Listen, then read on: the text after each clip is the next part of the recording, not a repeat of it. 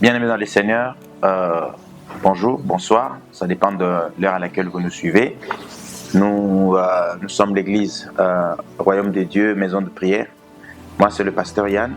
Nous sommes dans le cadre de notre série d'enseignement sur l'Alliance, en Christ. C'est le troisième chapitre que nous abordons aujourd'hui. Comme nous l'avons lu dans le livre de Jérémie 31, verset 31, le troisième pilier de ces fondements de l'Alliance, c'est que Jérémie déclare « Ils auront la connaissance des dieux ». Ils auront la connaissance des dieux. Après avoir parlé de la repentance et de la relation qu'il y aura entre Dieu et les hommes, Dieu parlant à Jérémie énonce le troisième pilier de l'Alliance, c'est qu'ils auront la connaissance des dieux, l'édification en Christ. Et c'est très important, ces sous-thèmes de l'édification en Christ, parce que vous ne pouvez pas servir celui que vous ne connaissez pas. C'est très important de commencer par là, servir celui que vous connaissez. Bien-aimés dans les Seigneurs, nous allons lire le texte très important dans le livre de Genèse 45. C'est là que nous allons nous asseoir et nous allons évoquer d'autres textes. Mais Genèse 45, du 1er au 12e verset, sera le texte que nous allons aborder, en plus de Jérémie 31, qui est notre texte de base. Et donc, il dit, ils auront la connaissance des dieux. La stratégie de l'ennemi depuis la chute de l'homme a été de créer toutes sortes de diversions pour éloigner les hommes de la véritable connaissance des dieux. C'était ça. Toutes sortes de diversions. La première diversion consiste à multiplier les religions. Et donc, l'ennemi a multiplié les religions pour diluer et éparpiller les hommes dans toutes sortes de recherches, humainement parlant, d'une rencontre ou d'une connexion avec Dieu, déjà que la perception même des dieux a été totalement changée, totalement dégradée, d'autres passant d'une personne vers une simple énergie ou vers un simple concept. Alors qu'au commencement, tel que la Bible le rappelle, c'est que Dieu est une personne qui entretient une relation avec Adam, qui parle avec Adam et qui ressent des émotions, parce que Genèse, par exemple, dit Dieu a tant aimé le monde. Donc Dieu est totalement personnel. Ce n'est pas une puissance impersonnelle. Ce n'est pas une lumière impersonnelle réservée à une certaine élite. Non. Dieu est une personne qui vient vers les hommes, même le plus humble possible. Il vient vers eux, se révéler à eux et les apprendre à marcher avec eux. C'est ça. Et cette connaissance des dieux dont nous parlons aujourd'hui a été totalement et intentionnellement, de manière systématiquement programmée par l'ennemi, a été abîmée dans l'homme pour que l'homme ne puisse pas, le connaître. S'il ne le connaît pas, il ne peut pas avoir de relation avec lui. Et donc, Dieu par la religion, a été présenté, comme je dis, comme une puissance, ou carrément selon les aspects agissants des dieux. Parce que Dieu peut faire ceci, on a dit de Dieu du tonnerre, le Dieu de la pluie. Parce que Dieu peut bénir le commerçant, le Dieu du commerce. Et donc l'homme a multiplié les divinités selon les actions du seul Dieu. Et comme il avait une faible connaissance, il en a multiplié. Il a pris les actions des dieux comme étant des dieux. Il est même allé loin. Il a pris la nature comme étant Dieu. Les deux arbres sacrés étaient devenus des dieux, des arbres, ils ont dit des arbres sacrés, des dieux de montagne. Des gens allaient dans des montagnes pensant qu'il y avait un esprit de cette montagne qui était un dieu.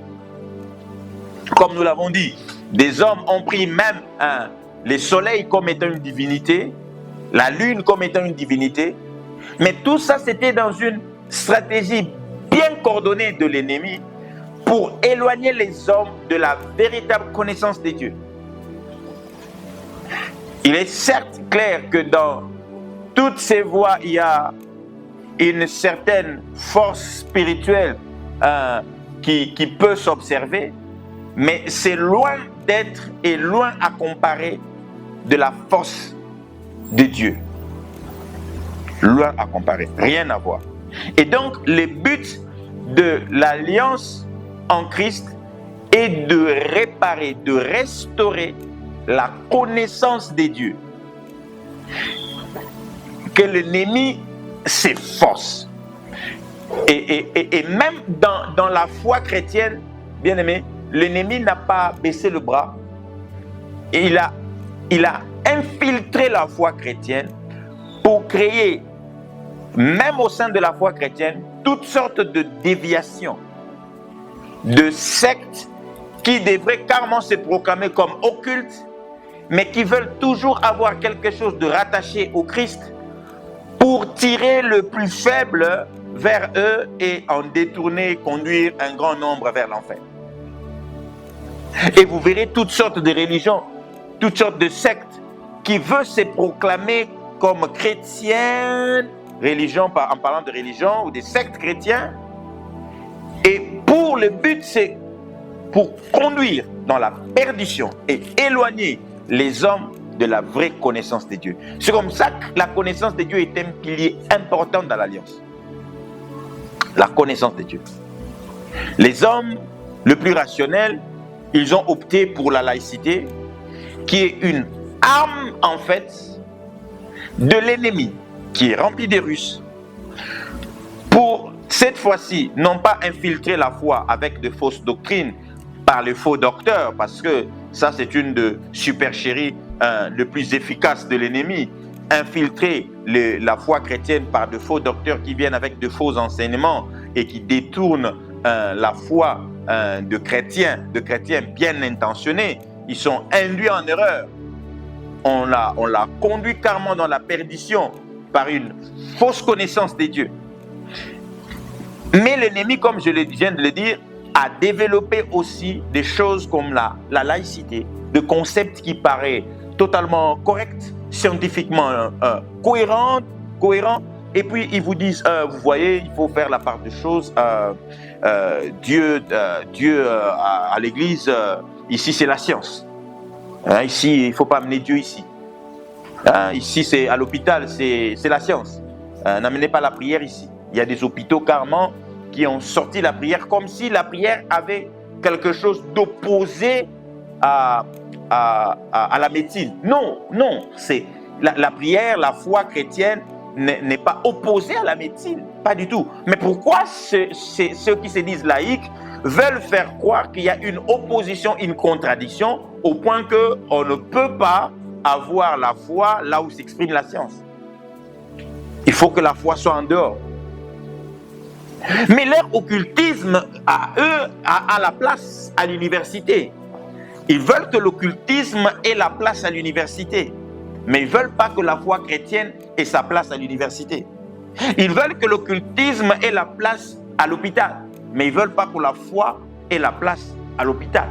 Vous voyez?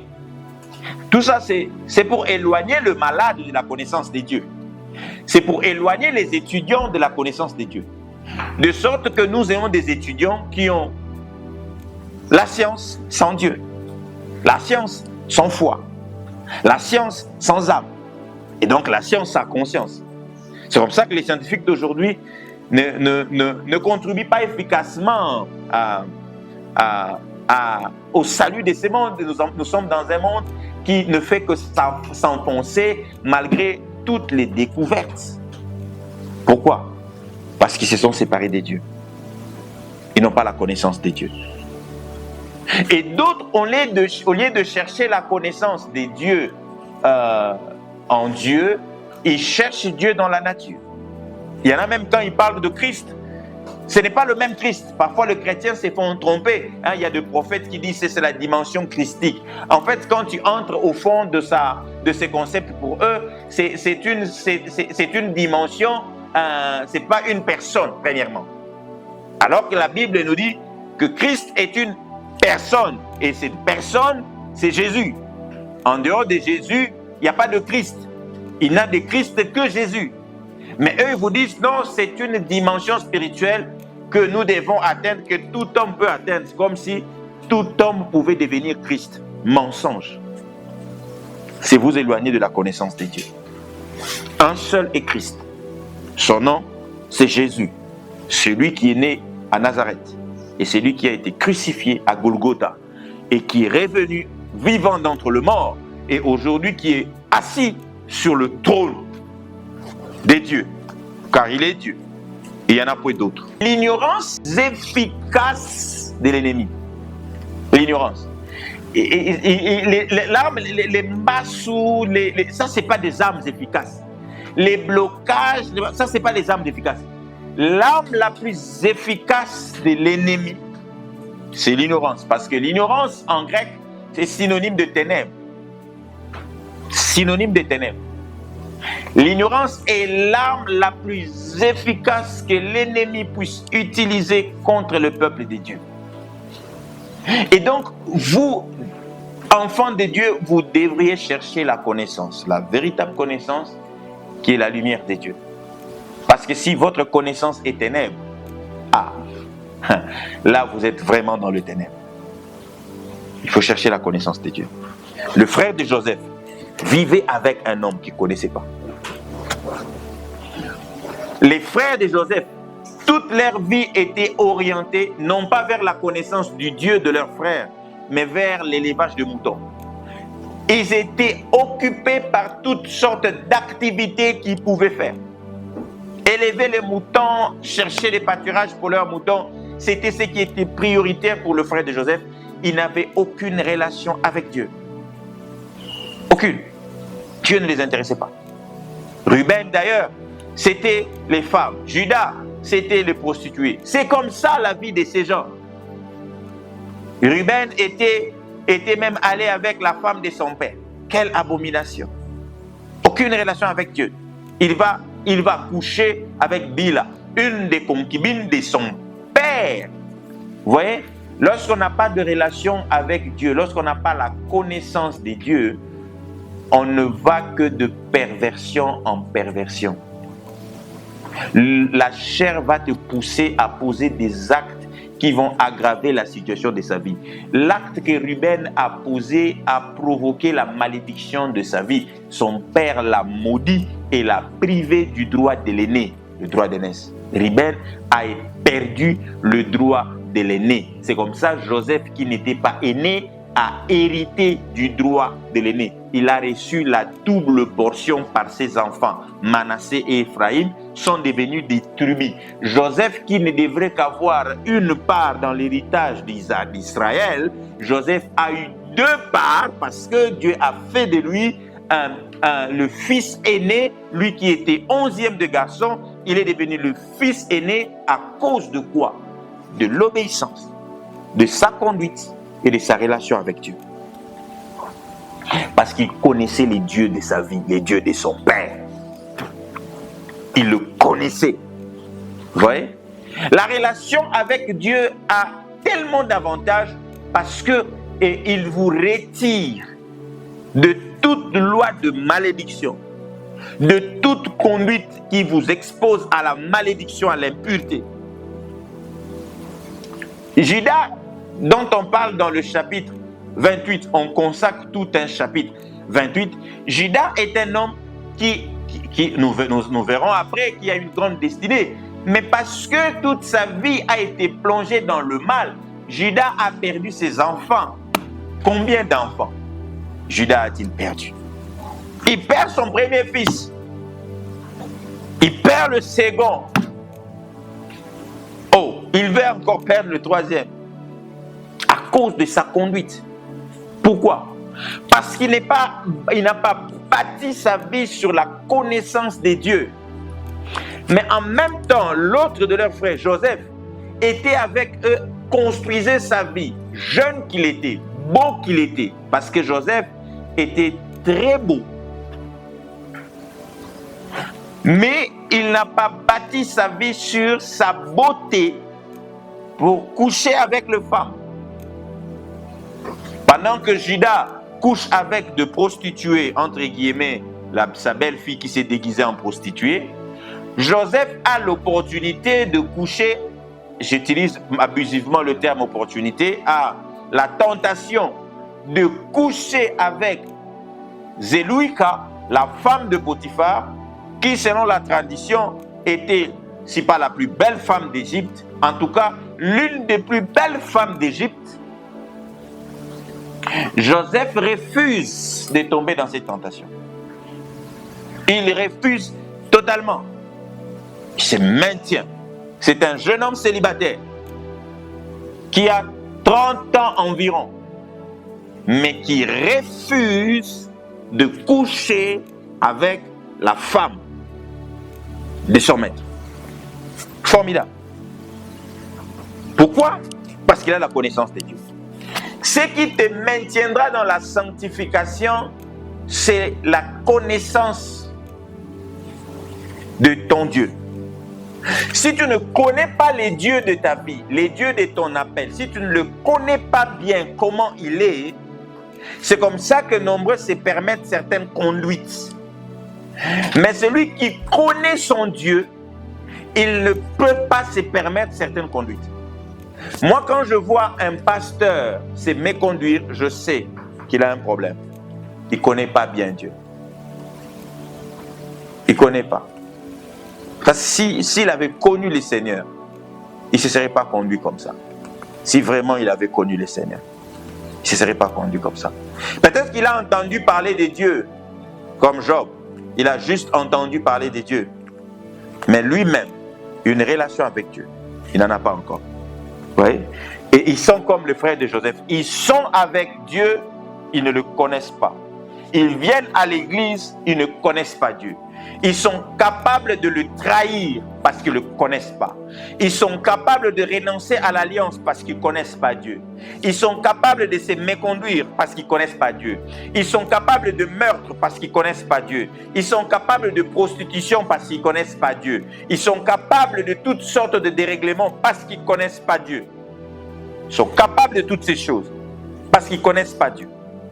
Parce que l'ennemi les a éloignés de la connaissance de Dieu. Jusqu'à ce qu'ils parviennent à la connaissance de Dieu. Ces jours-là, le frère de Joseph se retrouve devant Joseph. Ils ne le reconnaissent même pas parce que ils ont fait tellement de mal à leur frère qu'ils ont même oublié son mémoire. Ils ont tellement oublié le frère de Joseph à cause du péché qu'ils avaient commis. Parce que le péché rend aveugle. Ils sont devant leur frère, mais ils ne peuvent pas le reconnaître. C'est incroyable. C'est incroyable. Même pas le son de sa voix. Ils ne peuvent même pas reconnaître le son de la voix de Joseph. Alors que Joseph leur parle. Oh, incroyable. Incroyable. Vous voyez le péché là où ça mène? Ça mène à ce que l'homme ne sait même plus reconnaître son Dieu. Il a tout perdu de ses dieux. Il a tout oublié de son Dieu. Il n'a plus de souvenir de son Créateur. Même quand son Créateur le parle, il entend sa voix comme la voix de n'importe qui. Il n'a pas de connaissance de Dieu. C'est comme ça quand parfois le Seigneur te parle, tu n'entends pas, tu n'écoutes pas, parce que le péché a pris de l'ampleur dans la vie. Tu ne reconnais pas les dieux de ta vie. Celui qui t'a appelé, qui t'interpelle à chaque instant, tu ne le reconnais pas. Le frère de Joseph ne le reconnaissent pas. Ils sont comme Israël. Quand celui qui a rencontré Abraham vient vers eux, ils ne le reconnaissent pas. Ils ne le reconnaissent pas. Mais encore un peu de temps. que Dieu se révèle à eux. C'est comme ça il est impossible à l'homme pécheur de reconnaître son Créateur. L'homme seul ne peut pas. Jusqu'à ce que Dieu vous amène à la révélation de qui il est. Et à un instant, je vais lire le verset à partir du 12e verset, je veux lire. Qu'est-ce qui est écrit? Joseph ne pouvait plus se contenir devant tous ceux qui l'entouraient. Il s'écria, faites sortir tout le monde, parce que la révélation ne se donne pas à tout le monde. Dieu ne se révèle pas à tout le monde. Il dit, faites sortir tout le monde. Et il ne resta personne avec Joseph quand il se fit connaître à ses frères. Tous furent sortir, mais ses frères restèrent. Et il s'est fait connaître en eux. Quand il s'est fait connaître à ses frères, et il éleva la voix en pleurant. Il s'est fait connaître à ses frères. Et ses frères ont vu la douleur. Pourquoi? Parce que même quand nous avons fait du mal à Dieu, il n'a pas cessé de nous aimer. C'est comme ça un homme comme Joseph qui a souffert à cause de ses frères. Mais lorsque ses frères se présentent au-devant de lui, ce n'est pas de la haine qui monte dans son cœur, mais c'est de l'amour qui le fait pleurer. Joseph pleure d'amour pour ses frères. Il en pleure et il dit, c'est moi votre frère que vous avez vendu. Que Dieu donne aux chrétiens un cœur comme ça, je prie. Un cœur capable d'aimer, de continuer à aimer et de ne pas être affecté par la haine des méchants. Un cœur qui se maintient dans l'amour, même quand le mal a abondé. Un cœur juste, un cœur de chair. Comme Ézéchiel 36, 26 à 27 le dit, je mettrai en vous un cœur de chair. Recevez un cœur nouveau, un cœur des dieux. Un cœur qui aime. Un cœur qui ne souhaite pas que son frère continue de vivre dans le péché. Un cœur qui prie pour que ses frères sortent de la vie de péché. Un cœur qui prie pour que tous ses frères qui ne sont pas encore réconciliés avec le Seigneur, se réconcilient avec le Seigneur. Un cœur comme ça, un cœur des dieux. C'est le cœur que Joseph avait. Un cœur qui se bat pour le salut de ses frères et non pas la destruction de méchants. Parce que Joseph pouvait aussi prier pour la destruction de méchants. Ses frères qui lui avaient fait beaucoup de mal. Il pouvait prier pour ça. Mais non, Joseph n'a pas choisi de prier pour le malheur de ses frères. Mais il a choisi de faire du bien à ses frères. Il dit, c'est moi à qui vous avez fait du mal. Mais le mal que vous avez fait, il y a quelqu'un qui est intervenu, qui a changé ce mal en bien. Maintenant, repentez-vous. Repentez-vous, cela veut dire, allez vers mon Père. Allez vers mon Père. Allez lui dire. Allez publier votre incrédulité. Allez reconnaître. Il y aura un jour où tout genou fléchira devant la connaissance de Dieu. Où toute chair. Et je prie que ça ne soit pas votre cas. Que votre cas ne vienne pas à la fin, quand il sera trop tard. Que votre cas soit maintenant. C'est ma prière que je fais pour vous aujourd'hui. Ne soyez pas comme le 10 frères qui ont trahi. J'aimerais que vous soyez devant le Christ comme Benjamin. Benjamin n'ayant fait aucun mal au Seigneur, se retrouvant devant lui et le reconnaissant. Oh, restant avec lui, mangeant dans la coupe du Seigneur. Parce que c'est ce qui est arrivé pour Benjamin. Je prie pour vous que ce soit votre cas. Que vous soyez comme Benjamin. Que vous ne soyez pas comme les autres qui ont fait du mal et qui n'ont pas contribué à l'élévation de Joseph. Je prie que vous soyez de ceux qui se battent dès cet instant pour l'extension, l'expansion et l'épanouissement du royaume des dieux et de son évangile. Que vous soyez l'instrument que Dieu utilise pour que son évangile aille jusqu'aux extrémités de la terre. Joseph a été un instrument qui a amené l'évangile en Égypte, qui a permis à ce que les Égyptiens soient impactés par la connaissance du Dieu d'Israël. Alors qu'en Égypte, il y avait plusieurs dieux. Dieu a trouvé une porte pour entrer en Égypte et pour montrer à l'Égypte qu'il y avait un seul Dieu. Au point que le pharaon et ses magiciens ont compris. Ils ont dit, ça c'est les doigts des dieux. Alors qu'ils avaient plusieurs divinités, mais au fond d'eux, ils savaient encore qu'il y avait les dieux des dieux. De tous ceux qui s'étaient, ces démons anges déchus, qui s'étaient proclamés pour Dieu, il y avait les dieux des dieux. Celui qui régnait au-dessus de tout. Les dieux d'Israël, qui régnait au-dessus de tout. Il s'est manifesté en Égypte. Il a défié tous les faux dieux d'Égypte, afin que les Égyptiens aussi, comme le frère de Joseph, aient accès à la connaissance des dieux. Que la puissance des dieux entre dans ta famille. Toi qui viens de m'entendre. Afin que la sorcellerie de ta famille ait accès à la connaissance des dieux. Afin que la sorcellerie de ta famille sache qu'il existe un seul Dieu. Ton Seigneur est ton Dieu. Et son nom c'est Jésus. Afin que l'occultisme de ta famille, qui recherche la connexion avec Dieu, se répandent de leur voix et viennent en Jésus-Christ, celui qui est au-dessus de tout. Afin que ceux qui recourent au fétichisme sachent qu'il n'y a de puissance, pas dans le talisman, pas dans des objets, mais dans le nom de Jésus-Christ.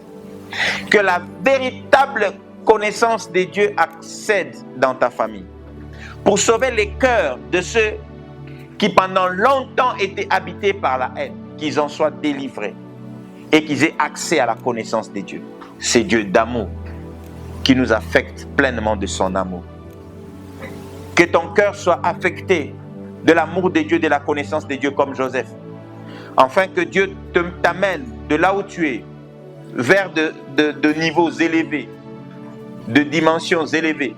Afin que de là où tu seras placé, de là où tu seras haut placé, que tu fasses luire la lumière de Dieu et que tu fasses briller le nom de Dieu et que tu fasses connaître le nom de celui qui est ton Seigneur et ton Sauveur. Bien-aimés, nous sommes arrivés à la fin de notre message de ces jours. La connaissance de Dieu est l'élément essentiel de la vie spirituelle. Tu ne peux pas servir un Dieu que tu ne connais pas. Le Dieu qui a quitté le ciel et qui est venu sur la terre, Jésus-Christ, est vivant. Il est vivant. Et il a dit, je suis avec vous. Il est avec nous. Il suffit juste que tu lui demandes. Que tu lui dises, j'ai besoin que tu me conduises, Seigneur. Que tu conduises chacun de mes pas. Peut-être que tu as entendu parler de lui. Mais il veut entrer en relation avec toi. Il veut être connu de toi. Et il le fera. Si tu le désires.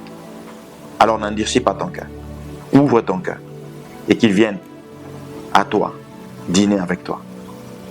Que Dieu vous bénisse abondamment au nom tout-puissant de Jésus. Nous nous voyons au prochain numéro, le prochain jeudi. Amen.